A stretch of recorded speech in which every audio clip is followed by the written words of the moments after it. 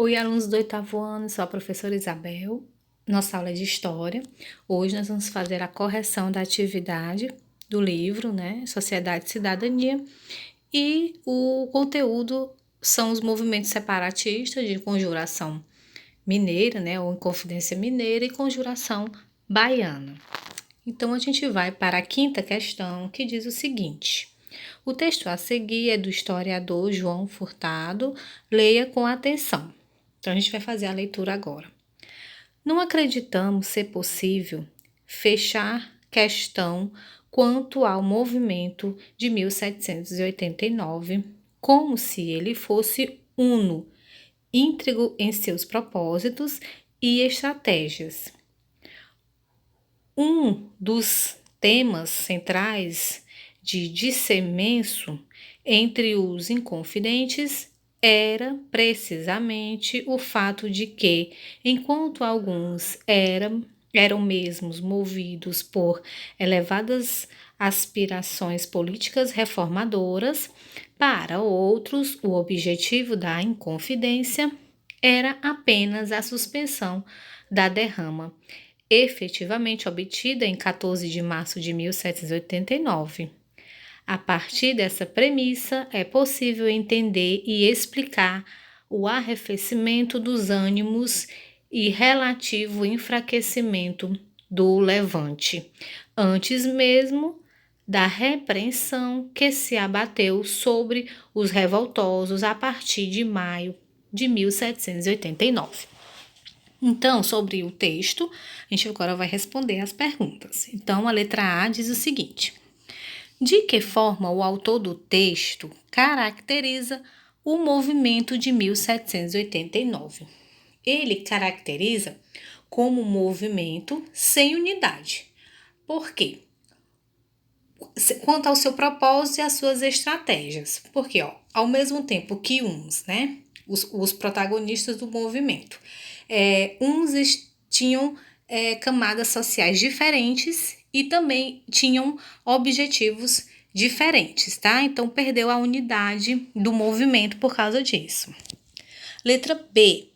Que distinção ele faz entre os inconfidentes quanto aos seus objetivos? Aí ele pede para você fazer a distinção, né? Então, no caso, o autor ele divide em dois grupos, né? Um dos grupos está movido por ideias políticas reformadoras, né? E o outro só tinha um único objetivo, no caso, a suspensão da derrama. Letra C. Para o autor do texto, o que explica a perda de entusiasmo por parte dos conjurados a partir de março de 1789? Então, para o autor, no caso, a suspensão da derrama, que era a cobrança, que certamente exaltaria nos ânimos de Minas Gerais. Tá? Letra D. Com base no que você estudou, aponte uma divergência de ideias entre os conjurados.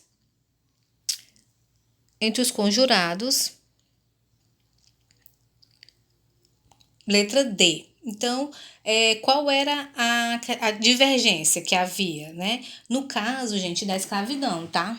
Então, uns eram a favor e outros eram contra. Então, o movimento foi perdendo força a partir de que existiam dois lados, né? Então, o movimento ele tem que ser só um movimento, tem que ter a unidade, né? Quando ele perde essa unidade, quando ele perde os reais ideais do movimento, assim ele enfraquece e ele não consegue prevalecer, né? No caso, o movimento é a conjuração mineira, no que nós estamos falando. Então, agora a gente passa para a sexta questão, que diz o seguinte: a sexta questão. Crie uma tabela comparando a conjuração mineira e a conjuração baiana. Leve em conta o seguinte, a origem social e os nomes dos principais líderes. B. O que defendiam, os rebeldes, e C, o desfecho das revoltas, tá? Então, a gente vai ver uma por uma, né? Certo? Então, assim, a Conjuração Mineira. A origem social e o nome dos seus líderes, você tem que colocar, tá? Então, os conjurados, na sua maioria, eram membros da elite, né, de Minas Gerais, né? Nesses a gente pode citar alguns nomes: Tomás Antônio Gonzaga, Cláudio Manuel da Costa, Inácio de Alvarenga, Peixoto Tiradentes, né? Certo? E entre outros, tá? Você coloca o que você vai citar, tá bom? Na conjuração baiana, né, a maioria dos conjurados baianos eram homens pobres, né? Eram artesãos, soldados, né? Como eu até falei no vídeo para vocês. Vendedores, né? Vamos citar alguns aqui, tá? E também tinha, deixa eu lembrar, também tinha pessoas da camada social média, né? Aqueles que tinham alguma instrução, como Cipriano Barata, Agostinho Gomes, tá? Então, alguns desses líderes. O que eles defendiam? O que é que a Conjuração Mineira defendia, gente? A independência de Minas Gerais, tá? A proclamação de uma república, né? Também era o interesse deles, tá? A criação de uma universidade, né? Uma casa da moeda. E o que a Conjuração Baiana queria, né? O que esse movimento queria, na verdade, o fim do domínio português, né, no caso na Bahia, né, que a gente está falando, a proclamação também de uma república, né, que todos tivessem igualdade no tratamento, certo? A abertura dos portos de Salvador para o comércio, para outros comércios, né, não ser de Portugal, certo? Então, esses aqui eram alguns do que eles pretendiam com a revolta da Conjuração Baiana. A outra coisa também é a questão do preconceito, né? O fim do preconceito contra os negros, certo? A gente não pode deixar de citar também isso. E aí o desfecho, né? Desfecho desses movimentos. A Conjuração Mineira, né? Tiradentes, né? Os demais conjurados foram presos, mas somente Tiradentes foi condenado à morte, né? Os demais, eles receberam penas, né, de decreto, quer dizer exílio, né? Eles ficaram exiliados em colônias portuguesas, tá? Na África. Mas o Tiradentes foi enforcado, né? E aí, no dia 21 de abril de 1792, e isso realmente marcou, né? Foi o símbolo dessa conjuração mineira ou Inconfidência Mineira, tá?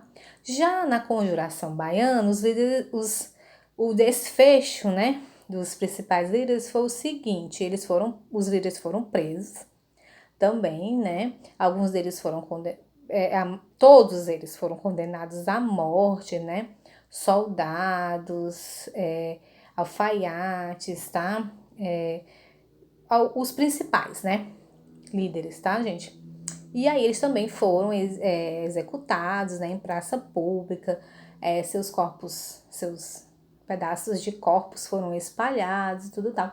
Isso aí era uma forma que a coroa utilizava para realmente repreender esses movimentos, para que não houvesse a audácia, né, digamos assim, de outros quererem enfrentar a coroa portuguesa, tá bom? Então, esse aqui foi o desfecho dos dois movimentos separatistas que a gente estudou na nossa aula anterior. Esse aqui é o exercício para fixar bem o conteúdo. Então, gente, esse aqui é o nosso conteúdo de hoje, né? Que é a nossa correção da atividade. Eu espero que vocês tenham conseguido, né? Responder essas questões. São bem simples, né, mas que são de suma importância para o aprendizado de vocês, tá bom? Então, até a próxima aula.